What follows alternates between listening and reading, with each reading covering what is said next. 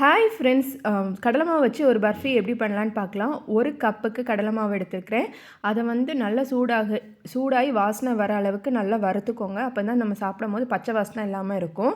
ஒரு கப் கடலை மாவுக்கு நான் 1.5 கப் சீனி எடுத்துருக்கிறேன்.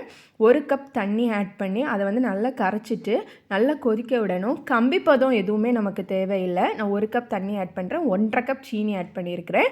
இது கரைஞ்சதுக்கப்புறமா நல்லா கொதிக்க விடுங்க. பாகு பதம்லாம் வேண்டாம், ஒரு பாகு பதத்துக்கு முன்னாடி ஸ்டேஜ் வரைக்கும் வரணும். இதை வந்து கை வச்சு நான் வந்து கட்டியே இல்லாமல் உடச்சி விட்டுக்கிறேன். இப்போ வந்து அந்த பாகில் கடலை மாவை கொஞ்சம் கொஞ்சமாக ஆட் பண்ணி நல்ல ஒரு மிக்ஸ் கொடுத்துக்கோங்க. கட்டியே இருக்கக்கூடாது, குயிக்காக வந்து நம்ம மிக்ஸ் பண்ணணும். நெய் பார்த்திங்கன்னா ஒரு 1/4 கப் அளவுக்கு கொஞ்சம் கொஞ்சமாக ஆட் பண்ணுறேன். ஃபஸ்ட்டு கொஞ்சம் ஆட் பண்ணிக்கிறேன். ஆட் பண்ணிட்டு நல்லா ஒரு மிக்ஸ் கொடுங்க. இந்த மாதிரி கலர் சேஞ்ச் ஆகி அங்கங்கேயா பபிள்ஸ் வருதுல, இந்த மாதிரி வரும்.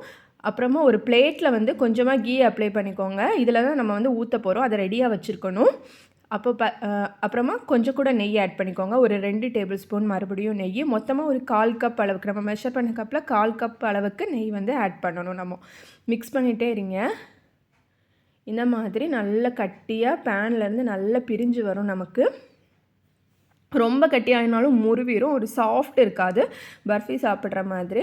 அதனால் இந்த மாதிரி கன்சிஸ்டன்சிக்கு ஆக்குனதுக்கப்புறமா லைட்டாக வந்து பேக்கிங் சோடா ஆட் பண்ணியிருக்கிறேன். இது எதுக்கு ஆட் பண்ணுறேன்னா, அந்த பர்ஃபியில் அங்கங்கேயா வந்து ஒரு ஓட்டை மாதிரி வரும்ல, அதுக்காக ஆட் பண்ணேன். ரொம்ப ஆட் பண்ண வேண்டாம், ஒரு 1/4 ஸ்பூன் ஆட் பண்ணால் போதும்.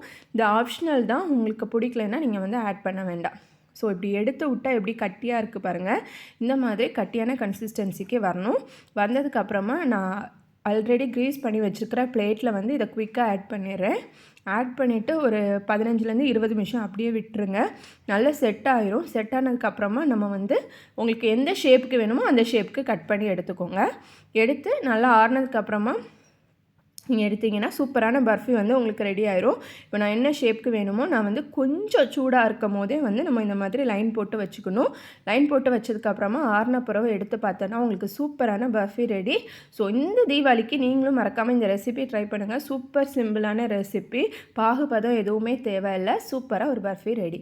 நீங்களும் ட்ரை பண்ணிவிட்டு எப்படி இருந்ததுன்னு ஷேர் பண்ணுங்கள். இன்னொரு அட்டகாசமான ரெசிப்பியில் உங்களை மீண்டும் சந்திக்கிறேன். இது வரைக்கும் நம்ம சேனலுக்கு சப்ஸ்கிரைப் பண்ணலைன்னா மறக்காமல் சப்ஸ்கிரைப் பண்ணுங்கள். தேங்க்யூ.